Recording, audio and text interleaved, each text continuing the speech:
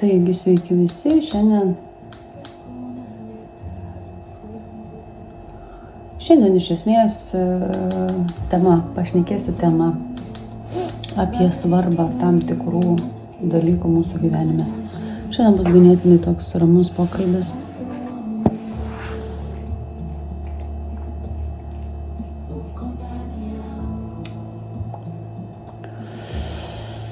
Tai pirmiausia tikriausiai apie save, nes kadangi pradėjau tik tai šiuo metu socialinę mediją, vadinasi, pradėjau kurti, kažką tai daryti ir kelti į socialinę erdvę savo darbus, pasakoti daugiau apie save ir rodyti tai, kuo aš šiandien dienai užsiemu.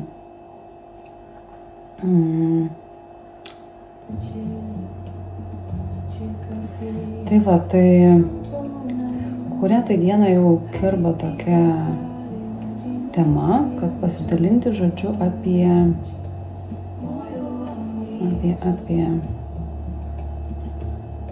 mokslo svarbą mūsų gyvenime, galbūt taip sakyčiau, mokslo svarbą. Ir būtent kurio mokslo vis dėlto svarba yra svarbiausia mūsų gyvenimuose.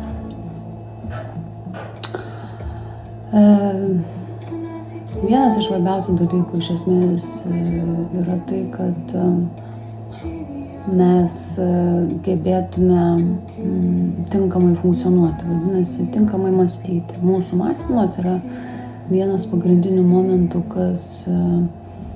kas į ką veda mūsų, tarkime, ne tik mūsų požiūris, suvokimas, supratimas, žinios, bet ir mūsų sveikata. Ir sveikata iš esmės yra svarbiausias mūsų gyvenimo dalykas. Turime sveikatos, gebame tinkamai funkcionuoti, vadinasi, nuo to priklauso mūsų džiaugsmas, mūsų gebėjimai realizuoti save ir panašiai. Todėl vienareikšmiškai, jeigu taip kalbėti, tai psichologija yra vienas iš svarbiausių dalykų mūsų gyvenimuose. Psichologija. Be psichologijos mes greičiausiai nei vienas nefunkcionuotume, nekalbėtume, negebėtume atlikti tam tikrų veiksmų savo gyvenime, nes psichologija tai yra mūsų mąstymas, mūsų galva. Ir kada mes tinkamai funkcionuojame, mūsų visas kūnas funkcionuoja lygiai taip pat tinkamai, kai mes gebame mąstyti.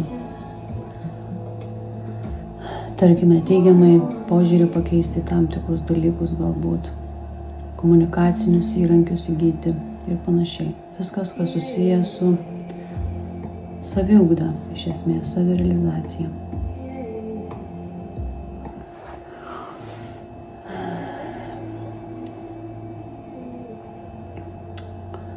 Iš tiesų, gyvenimo keliu eidama ir gilindamas į to priežastis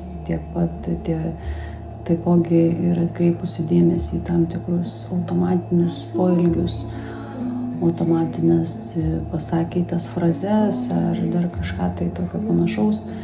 Gyvenime mes turime kažkokių tai vienų ar kitų rezultatų.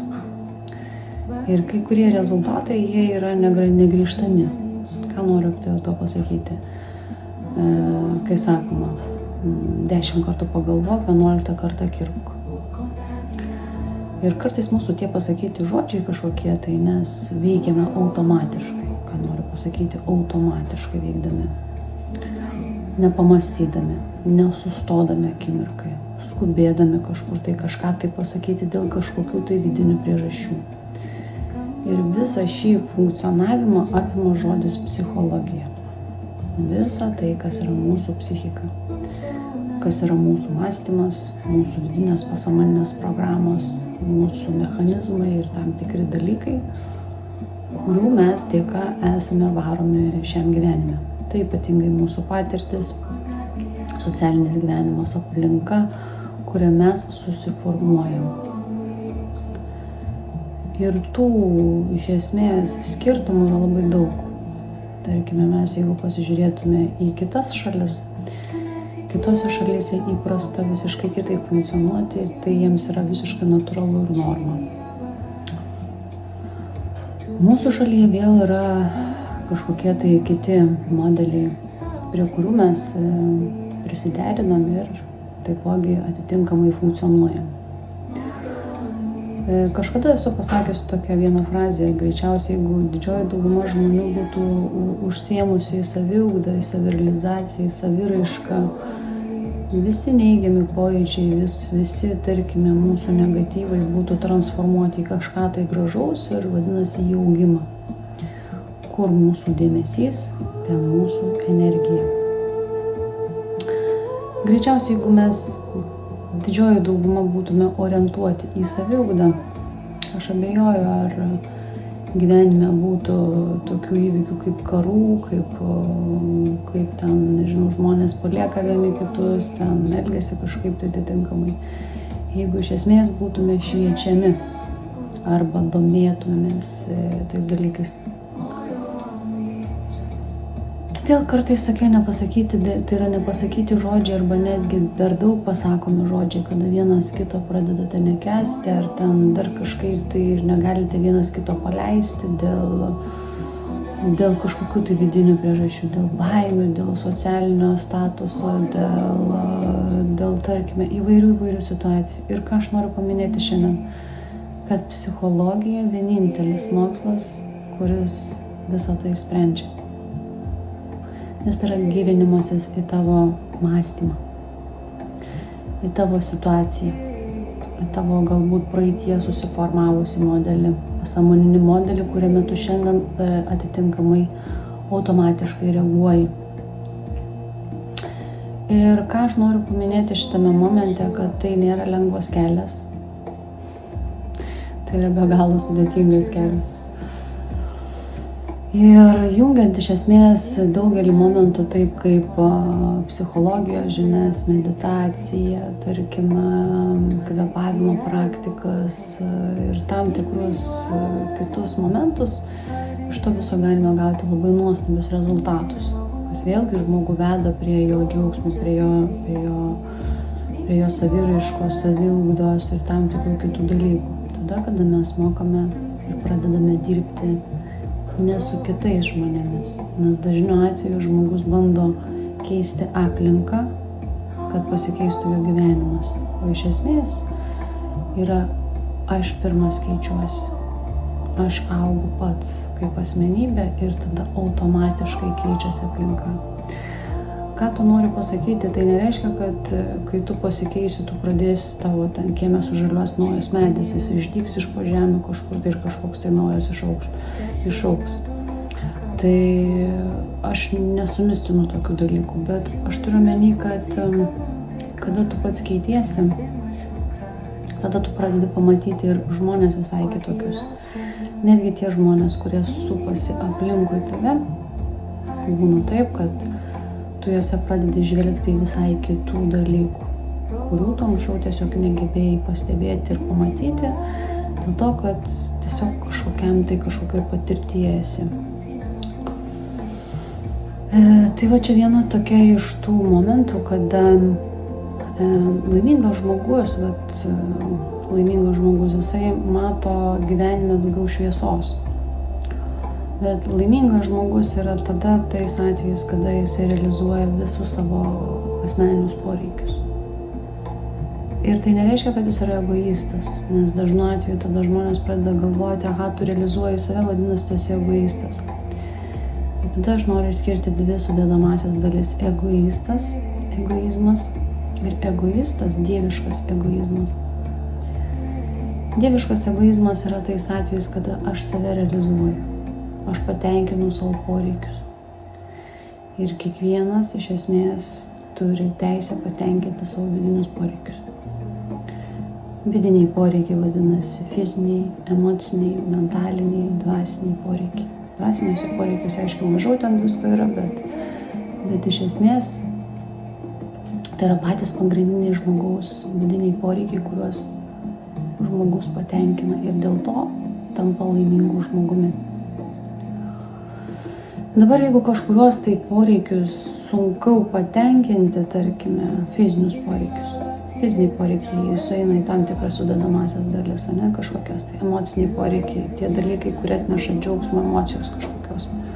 Tai vėlgi skirtingi dalykai, kam atneša emocinį kažkokį pasitenkinimą. Psichologinis poreikis, mentalinis poreikis, mūsų komunikacija, gebėjimas komunikuoti su žmonėmis.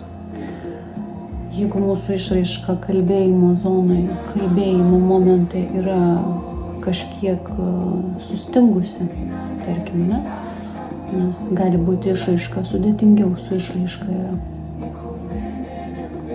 Aš labai pateiksiu tokį pavyzdį elementarų. Jeigu žmogus turi mažiau išraišką šitoje zonoje, tada jis bet kokiu atveju tą esamą energiją žmogaus viduje, jis ją realizuoja per kažką tai kitą. Tai gali realizuoti per šokį, per tapybą, per kūrybą, per kažkokius tai gebėjimus kitus. Tas pats, kad žmogus nemato, bet tada labai gerai girdi. Ir aš į tai noriu atkreipti dėmesį, kad būtent psichologija jinai moko šių momentų. Būtent psichologijos mokslas gilinasi į priežastį. Kuriuose vietose, kada, kas įvyko, kokiuose etapuose, kas susiformavo, kur užsiblokuoja, kokiomis situacijomis užsiblokuoja ir panašiai. Tai yra psichologijos mokslas, kuris yra be galo naudingas kiekvienam. Be psichologijos mes nei žingsnio niekur neinam. Nes visa tai, kaip ir minėjau, sudedamosios dalis, mūsų psichika, mūsų gebėjimas mąstyti. Ir galva yra vienas svarbiausių dalykų. Galva sako ir širdis. Sakoma, galva ir širdis. Tai yra du organai mūsų gyvenime, kurie yra vieni iš svarbiausių. Jeigu širdis gerai veikia, gerai galva veikia, visas kūnas gerai veikia. Tada mes turime sveikatą. Kai mes turime sveikatą, turime energiją, energija nuostabiai teka, kaip ir kraujotaka. Aš tiesiog kalbu apie pačią kraujotaką. Įsivaizduokit, kad kraujotaka yra energija, kur širdis paduoda impulsus, ir tada visas kraujas teka mūsų kūnu ir visas kiekvienas mūsų, kaip sakant, ląsteles jisai užpildo.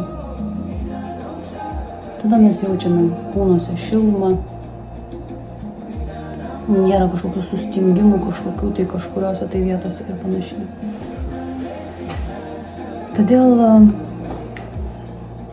komunikacija iš esmės ir šis mokslas yra vienas iš svarbiausių mokslų, kuomet aš labai noriu žmonių atkreipti dėmesį tiek šiandien dienai, tiek, tarkime, turintis vaikus, kuriuose mes perdodam savo žinias, mes suprantame, kad tai yra vėlgi kitas visai požiūris, todėl kad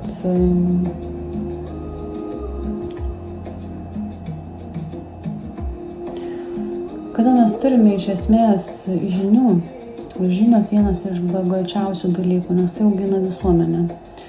Ir kuo mes esame turtingesni žiniomis, tuo mes tomis žiniomis galime dalinti su kitais žmonėmis. Bet aš labai norėčiau šiandien dienai perduoti tokią žinutę, kadangi tai yra mano pirmas video ir daugmaž, kad susidarytumėt nuomonę, apie ką aš esu. Tie, kurie užeina į mano profilį ir mato mane, kuriems aš tik tai pradedu kažką tais pasakoti ir gestikuliuoti, galima sakyti. Tai apie tai, kad visos tos žinios, kurios yra, tai jos yra ne tam, kad kitą išmokyti, o jos yra tam, kad perduoti žinias. Bet išmoksta pats mokinys. Ir aš labai norėčiau tai atkreipti dėmesį, nes kada mes norime kažką tai išmokyti, tai truputėlį vyksta toks kertamasis žingsnis. Bet kada mes pereiname, aš nenoriu mokyti, aš noriu dalintis, tada žmogus pats išmoksta. Nes bet kokiu atveju kiekvienas išmoksta pats. Jeigu kažką mes mokiname rašyti, pats žmogus turi imti tušinuką ir rašyti tam, kad jisai išmoktų rašyti. Todėl šitoje vietoje aš labai norėčiau atkreipti dėmesį, kad nenorėti kažko tai išmokyti, o tiesiog dalintis. Ir tas žodis dalintis, jisai yra labai ganėtinai turintis visiškai kitą reikšmę. Ir iš esmės apie žodžių, žodžių žaismą, kiekvienas žodis turi tam tikrą padavimą tam tikro, ką mes norime iš esmės pasakyti, ne veltui ir yra sukurta kažkokia tai atitinkama kalba, kurią mes kalbame, ne? Tai va, tai šiandien toks trumpas įvadas į tai, kažkiek tai paėmiau kažkokių tai temų, vadinasi. Ir ko aš norėčiau šiame puslapyje, iš esmės tie, kurie manęs klauso, kurie mane stebės, kurie galbūt įeis ir žodžiu, vis karts nuo karto grįšiu pasižiūrėti tam tikrų video. Tai pirminis dalykas, visi video, kuriuose būsite girdėję kažką, žinios ir panašiai, netgi galbūt pateikiami pavyzdžiai kažkokių tai kitų istorijų. Atminkite vieną paprastą dalyką. Neperpasakinėkit svetimų istorijų kažkam tai. Jeigu perpasakojat, neminėkite vardų. Tai yra svarbus momentas dėl to, kad tai yra etiška. Ypatingai nepamirškite to, kad svetimo žmogaus istorijos, jos yra to žmogaus istorijos. Ir kada mes kalbame apie supratingumą kito žmogaus, apie jo patirtį, apie jo traumas, apie jo vidinius tam tikrus dalykus, mes gerbiame tai, nes kiekvienas žmogus turi savitą pasaulį, savitą praeitį, savitą sociumą, savitą šeimos modelį ir panašiai. Todėl greičiausiai šis požiūris mus vien jau nuo tos akimirkos, kai jau priimamas šis požiūris, jisai yra visai kitoks. Tada vyksta augimas iš esmės. Dar kitą momentą, ką norėtųsi pasakyti, nustokite vienas kitus kaltinti. Kaltinimai niekada nieko neatnešė ir nedavė. Niekada. Atminkite vieną paprastą momentą. Kai jūs tik tai pradėsite vienas kitą kaltinti, jūs toje akimirkoje sustojate. Tiesiog sustojate. Ir būtent kaltinimai neleidžia žmogui augti visiškai. Kaltinimai jie ateina iš praeities, nesuvoktų patirčių.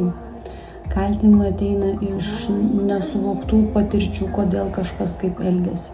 Ir tai vėlgi psichologija atsako į šios klausimus, kodėl. Todėl aš visada sakau, tie žmonės, kurie kaltina, jie neturi žinių, jie neturi patirties suvokti. Jie pyksta ir kaltina dėl to, kad jie nežino. Ir tada klausimas kyla, o ką daryti, kad tai spręsti.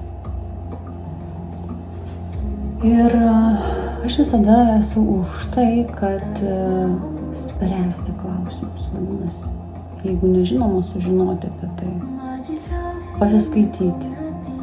Ir šiandien dienai aš galbūt dalinsiuos nemažai pavyzdžių, kuriuos tekę yra susidurti ir kada yra tekę išgirsti svetimų žmonių istorijas, kuriuose, kai tu išgirsti, tada tu pagalvoji, ant kiek yra trapus tas pasaulis ir ant kiek iš esmės yra baisių labai situacijų ir istorijų, kuriuose žmonės gyvena ir bando prabusti iš to.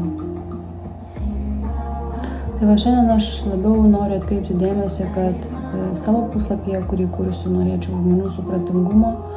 Tie žmonės, kurie, tarkime, komentaruose komentuos, bus neetiški, nekorektiški, negerbiantis svetimų žmonių buvimo šioje erdvėje, bus blokuojami. Tie, kurie nemandagiai komunikuos, kurie žemins, kurie dar kažkaip, tai tie bus blokuojami. Ir aš nesakysiu nei tokio žodžio, nei sveiki, nei viso gero, bet ši erdvė bus blokuojama tiems žmonėms. Tai va, tai šiandien toks trumpas įvadas į tą visą, ką norėjau šiandien pasakyti. Ir labai norėtųsi to tokio draugiškumo vienas kito atžvilgiu, vadinasi, tiek supratingumo, tiek draugiškumo. Ir dalinkitės klausimus, drąsos klausimuose, tarkime, jeigu kažkokios tai temos domina, susidūrėte su kažkokiom tai temomis, ar pastebėjote savo gyvenime kažkokią situaciją, kurioje jūs sureagavote, pamėginkite pastebėti save, kokiose situacijose sureaguojate. Ir iš karto galite rašyti asmeniškai, netgi galite komentuoti, jeigu nedrąsu, ne? Ir aš tiesiog sekančius video padarysiu būtent tomis temomis, pasidalinsiu žiniomis, kaip suprasti, kaip suvokti, tarkime, ne? Ir taip auginti būtent puslapį, kad tai būtų erdvė, kurioje galėtume išsispręsti kažkokius tai vidinius klausimus. Tai va, tai šiandien tokia žinutė jums prisistatymui, kad žinotumėt maždaug apie ką aš esu ir panašiai.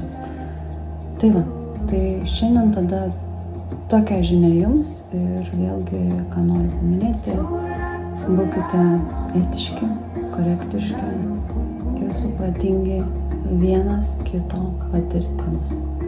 Kiekvieno žmogaus patirtis yra jo asmeninė patirtis. Ir ta asmeninė patirtis yra nenuginčiama, yra nekaltinama ir panašiai. Tai vat patirtis yra kiekvieno žmogaus asmeninis gyvenimas. Iš ko žmogus auga ir įgyja žinių. Tai šiandien tada tiek. Iki susitikimo ir iki.